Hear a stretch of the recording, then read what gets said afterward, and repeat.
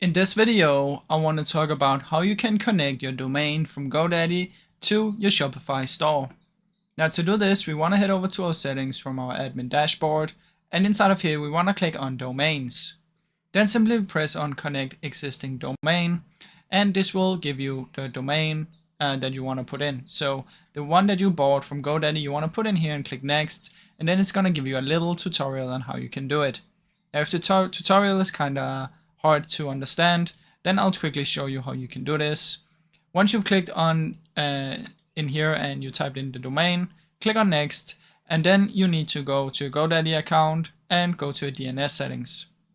In there you want to find the A record with the @ symbol and change this value to usually is this one. Otherwise on your Shopify page it will show you what you need to change it to. And the same for the CNAME, which is most likely just shops.myshopify.com.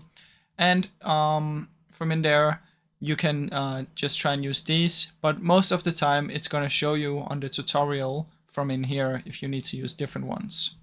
So in the tutorial here, it should show you how to do it, but if it's too difficult, just try and follow these right here. Just simply save the changes in there and then go back and verify the connection. So that is how you can do this, guys.